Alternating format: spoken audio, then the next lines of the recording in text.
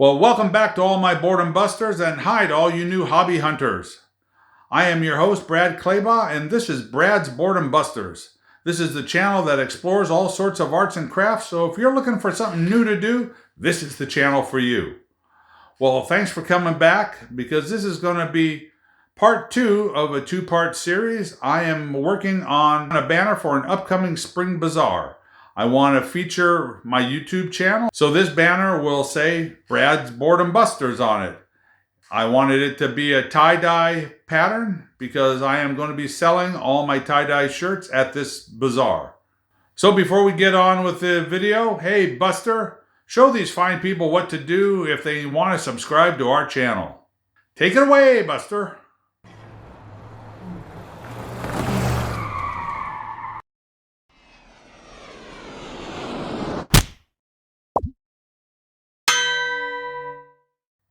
Hey, good job, Buster. Thanks a lot. All right, let's get on with this video. So just to recap, our first video was creating the 24 by 48 tie-dye banner. So our next step is creating the lettering. And then after we do that, I'll cut it all out. And then I'll show you how to apply Fusible Web to the back of my black fabric, how to transfer the pattern, and then how to apply that to the banner. And then in addition to that, I'm going to show you how to take fabric and the Fusible Web, run that through a color printer to create my logo that will also become applied to this banner. Okay, let's get over to the work table and we'll start laying everything out.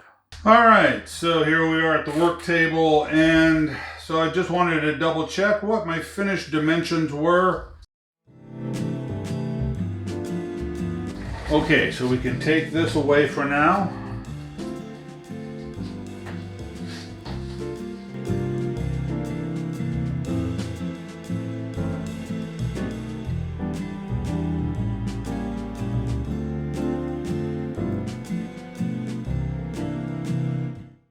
If you're cutting heavy paper such as this or any paper, make sure you have designated scissors just for paper. You don't want to use fabric scissors. It'll dull your fabric scissors and then they won't be good. Then they'll be paper scissors forever. So if you can, make sure you have 2 pairs of scissors if you deal with fabric.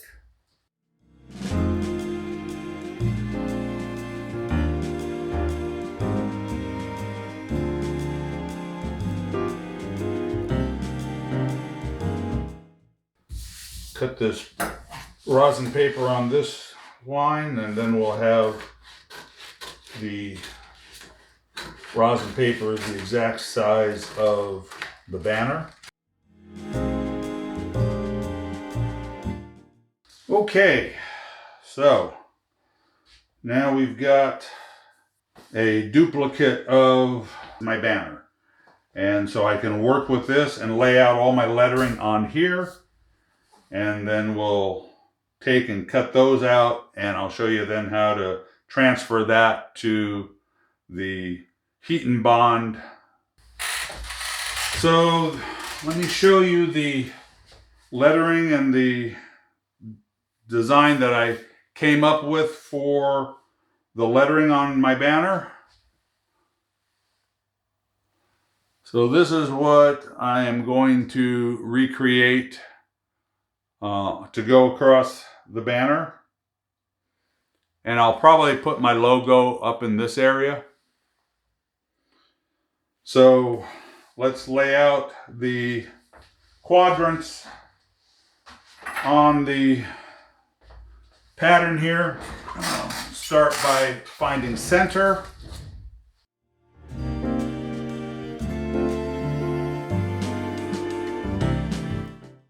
Okay, so now that I've established the center, I need to figure out how tall I want my letters, but I also have to remember I have 15 letters and, well, 14 letters in one space along the bottom.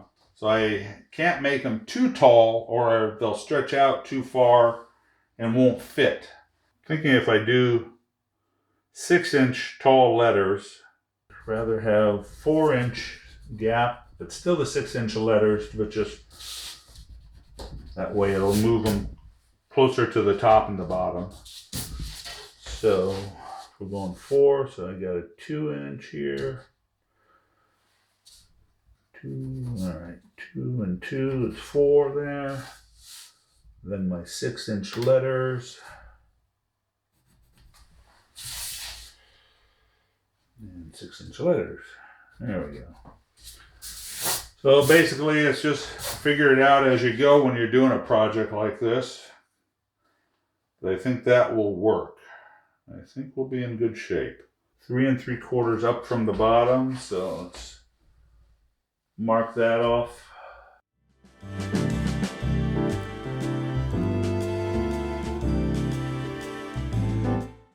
Okay, so that's my 6-inch lettering, but that's the size of my uppercase. So what you want to do now for your lowercase is divide that in half. So make a 3-inch mark.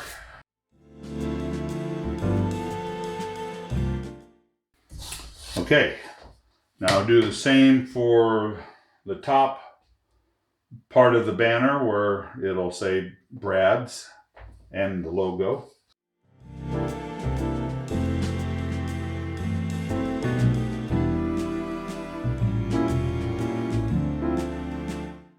So there's my guidelines for my lettering. And so the next thing to calculate is how big your letter, each letter is. I mean, they're generally take up about the same space.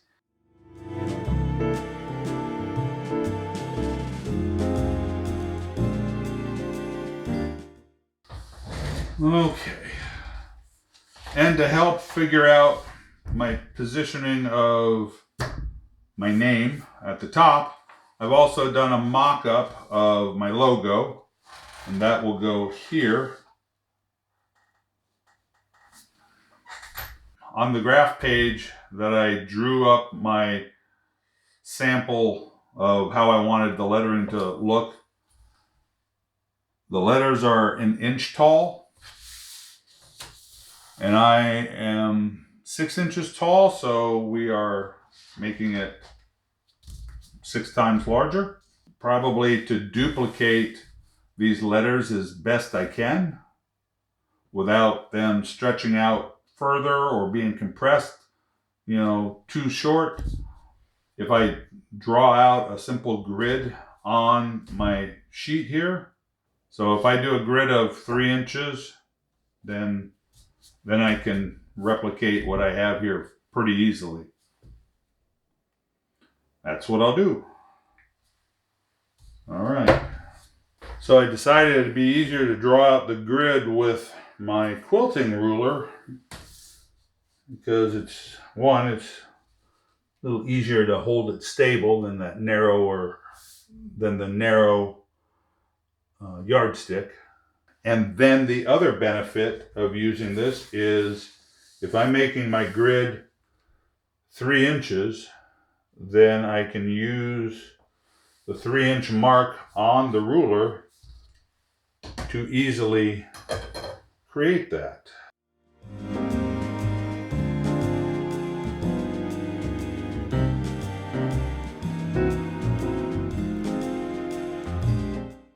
Okay, so there's my grid.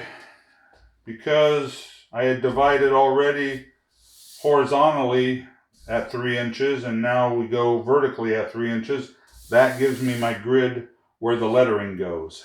Let's work on the bottom first. That's going to be easier because I've got to figure out how to move my name to fit the logo so that ends up being centered as well. All right, so I'm going to start laying out the lettering. I'll not bore you doing this. This will probably take some time, so I'll do some high speed in the beginning, probably skip ahead toward the end, and you'll see the results.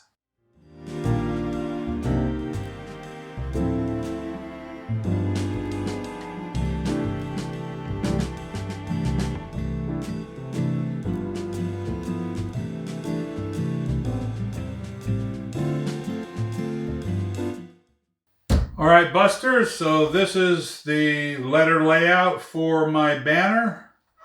So now that I've gotten this far, now what I want to do is actually take and cut out each letter individually. And so after I do that, then we'll get back together and I'll show you the next step will be ironing on the Fusible Web to the back of our black fabric. So then we can transfer the lettering to the Fusible Web so we can cut that out and create the appliques.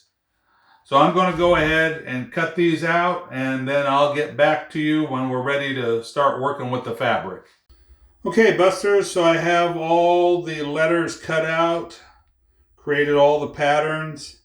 One thing I hadn't mentioned, and it's a good idea to do it, is if you're having multiple words, such as I have, and even if you have, say if you're doing a large word, it's a good idea to number your letters. What I did is, because I have 3 different words, I numbered them 1, 2, and 3, and then to keep everything in order, I numbered the individual letters in each word 1 through whatever it was, and most of these seem to be 1 through 7. So it's just a good way to keep things organized, and when we transfer the letter to the back of our Fusible Web, then we can transfer the numbers to the back there as well. That way we know still what order they go back together.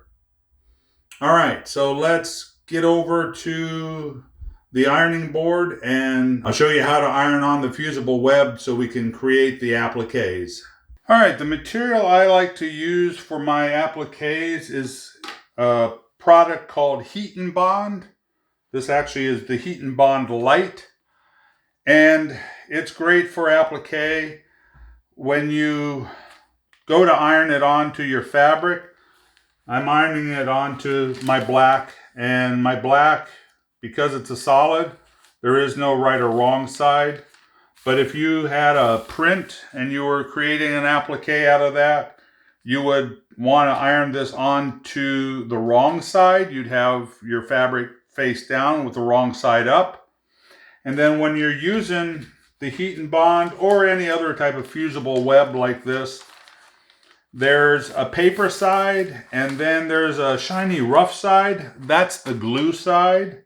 So you want the glue side facing down onto your fabric.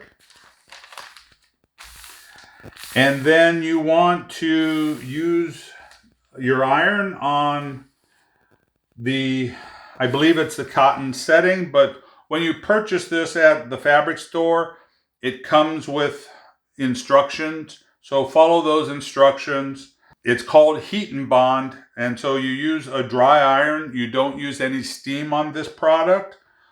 So I've got my iron all heated up, and so I just want to, you basically just put it down, let it touch for a few seconds, and then just move.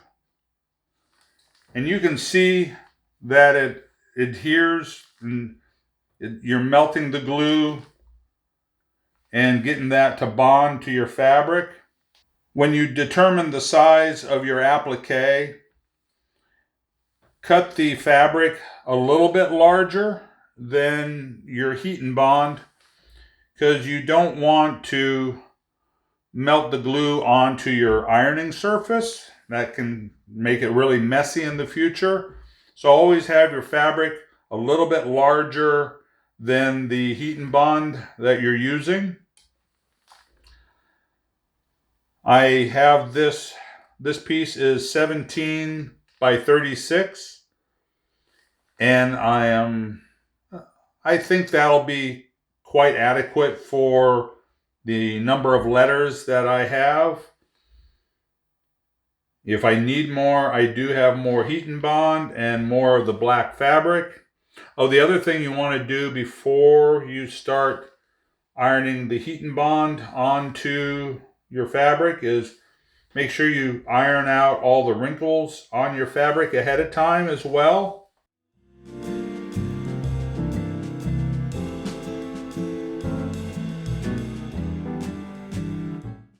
Okay, that is ironed down well. Okay, so we'll let this cool down for a minute. Then I'll get set up. We can start marking off the letters onto the paper side of our heat and bond. All right, so now we have our heat and bond on my black fabric. So now we can start tracing out our letter pattern. But one key thing when you're doing this type of applique work and creating appliques, you're working on the back side of your fabric. So your pattern has to be done in reverse. So any of my lettering, I wouldn't trace the B out like that. The B has to go down in reverse. So all the letters have to go down in reverse. Then when you cut them out, they get flipped over and then get ironed down onto your project. They'll be facing the right way at that time then. All right, so I'm going to start tracing out my letters.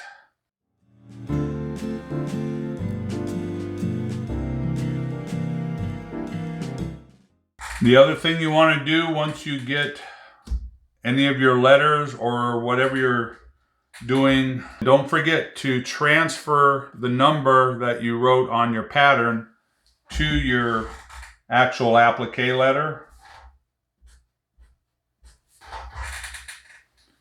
And then just move on to the next one.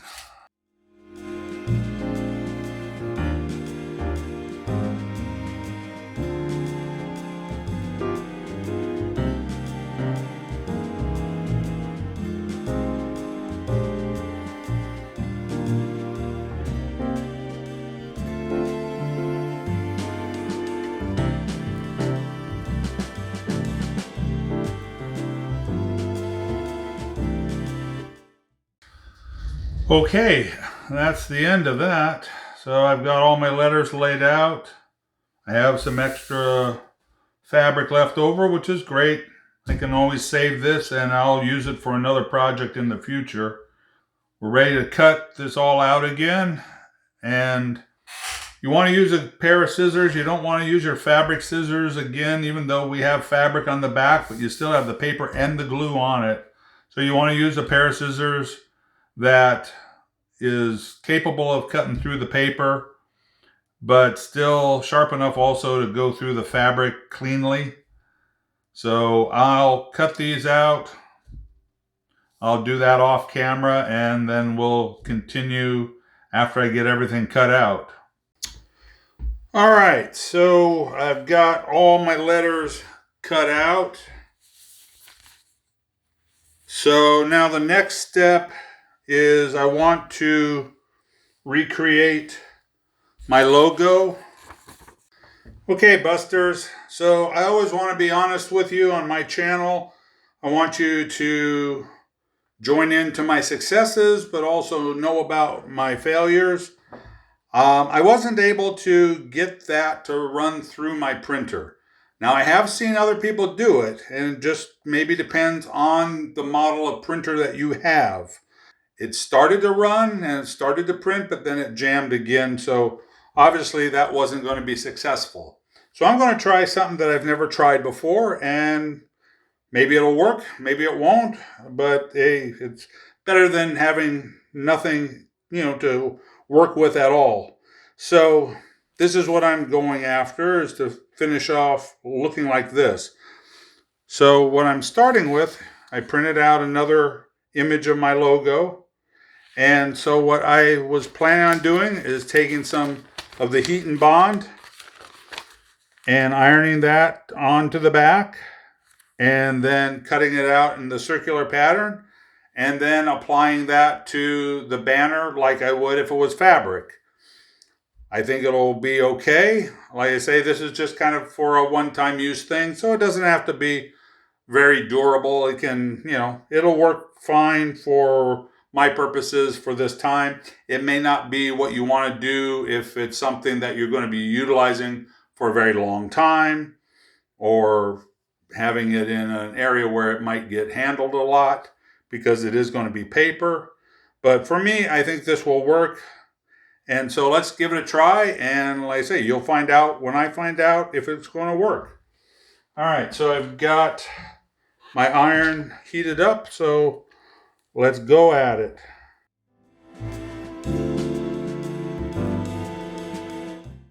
We'll let this cool down, and then I'll take it over on the table, and I have my compass already set up for this size of a circle. I'll lay out the circle on the front of this sheet, and then we'll cut it out, and then we're going to be ready to lay out all the lettering and the logo on the banner, and we'll be ready to apply everything. So I'll meet you over here at the table. We'll get this laid out. So I thought I'd show you what it started printing, but like I say, it just went through and got all jammed. But like I say, if you have a printer that's a little bit more forgiving, that would take this, it definitely would work.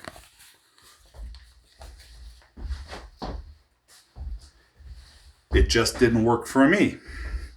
Okay, so let's get this laid out.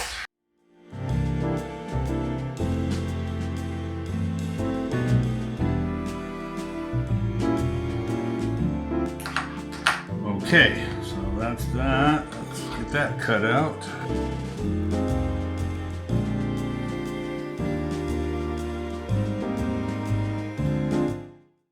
All right, so there's the logo. So we'll use that to go on my banner.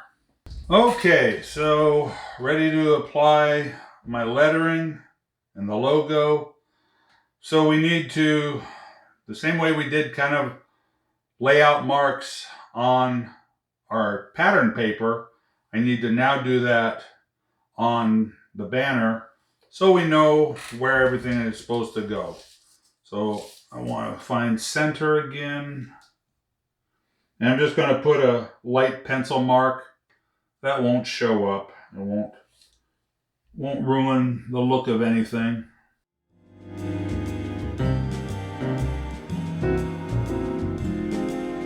Alright, so there's my center, which is pretty close to the center of the spiral, which is good.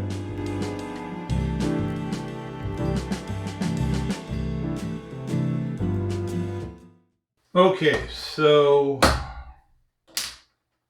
we'll probably lay out and apply the bottom row of words first. And I'm going to set that up on the yardstick.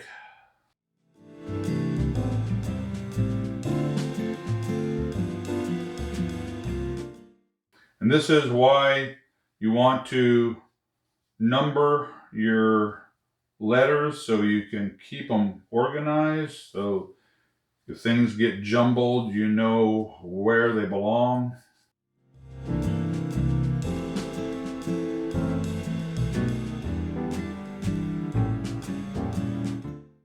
You may have wondered why I cut all the letters apart when the style of lettering that I have overlap each other. I could have easily cut that out in one big word and just cut out the center of the B's and the O's and the E's and the D's. The reason I cut them apart is because I actually had intended on spacing them apart like this. So that way a little bit of the color comes through. Yeah, my intent was always to have them separate.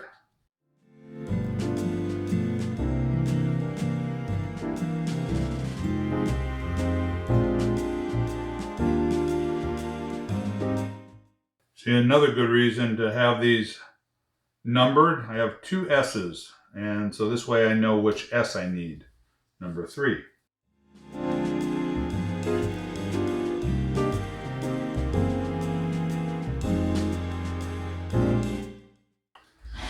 Good. There we are on that. So now we lay out the next section, which will go 2 inches above the center line.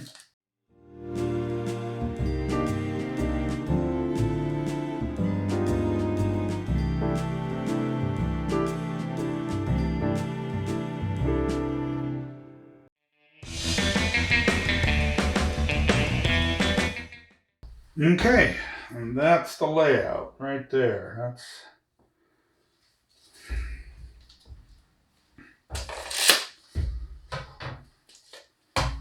So now what I have to do is obviously I have to peel the paper backing off of all the letters and the logo and reposition them again, make sure they're exactly where I want them.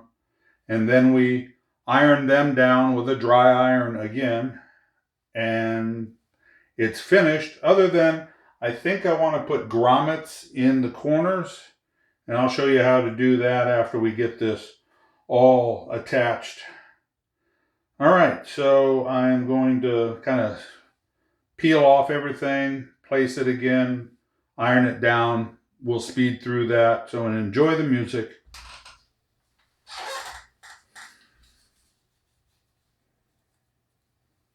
Oh, a quick note though, before we get into all this. If you have never used the heat and bond before, you just want to grab at a corner and peel it off. And then if you have a shiny surface on the back of your fabric, then that's the glue. And so it's made good contact. If you start peeling it off and you notice that it doesn't have the glue on the back of the fabric, just put the paper backing back on it, don't peel it all the way off, and then apply heat to it again. It will eventually transfer to the back of your fabric.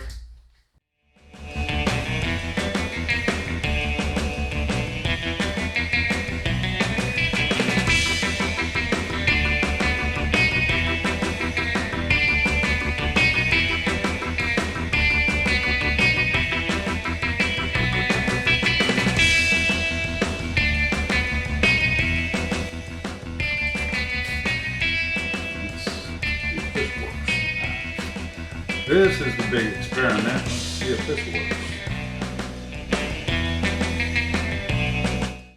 Yes, it did. All right. The glue stayed on the back of my logo. All right. Far out. Far out, baby. All right. Far out. Keep going.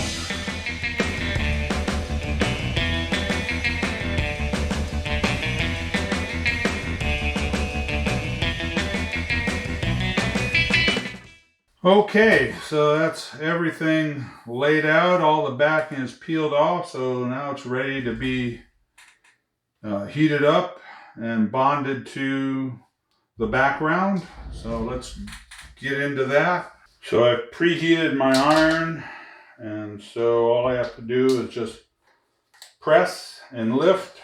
You don't want to move back and forth. You just want to go straight down and straight up, so you don't move anything.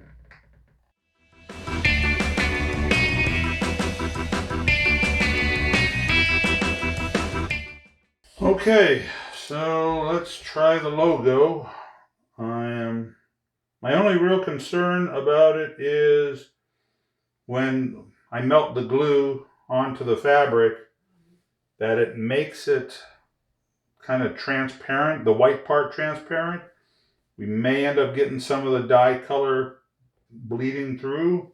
Maybe we'll find out. Hey, so far so good. Still looking very opaque.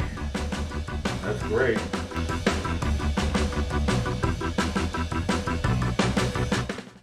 Okay, that's it.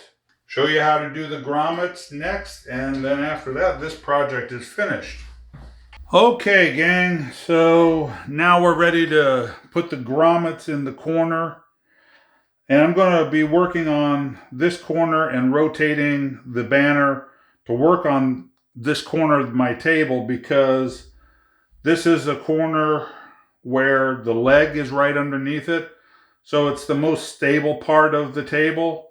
So that way, hammering right here, I'll get the best result, as opposed to doing it somewhere in the middle where there's no leg under it. The table will bounce. So if you're doing this, do it either on a good, stable, hard surface, or on the floor, or on concrete. Or like say, if you're using a work table, then do it over a leg. So this is the Grommet Kit that I purchased from my fabric store. What's close to me is Joann Fabrics. So we just want to open up this kit. The kit comes complete with the die to punch the hole, as well as the grommets. So according to the instructions, I'm actually supposed to cut a hole, not punch a hole. So that's kind of my bad. So simple enough, cut a hole.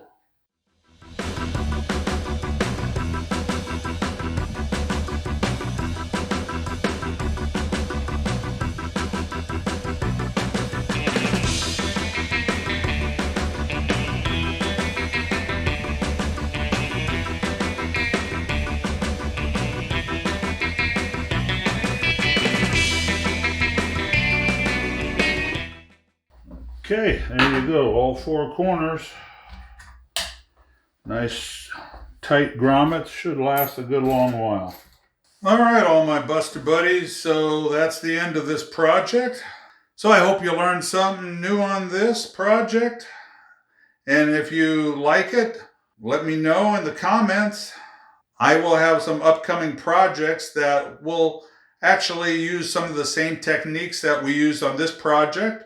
So let's get back to the table and sit down, and we'll talk about our next upcoming project. All right, all my Buster buddies, I hope you enjoyed that project. I'm very happy with the results of this project. I think this banner will look really cool in my booth, and I think it'll really help promote my YouTube channel. Hey, if you learned something new on this project, give it a thumbs up. That really helps me out. And if you haven't subscribed yet, please go ahead and subscribe. I'd really like to have more subscribers, and I'd love to hear your comments. And don't forget to ring that notification bell so you don't miss any of our upcoming projects. Oh, and speaking of upcoming projects, yes, I have another tie-dye shirt for you coming up. And I'm getting ready still for this spring bazaar, so I'm adding to my inventory. And this one's going to be something I haven't done before. It's going to be a sea turtle. Going to be different from other sea turtle designs that I've seen YouTubers do. I am doing a rainbow sea turtle. If you enjoyed my content, give me a thumbs up. That really helps me out. And come back for our next video. Hey everybody, peace out, and go out and bust out some art. All right.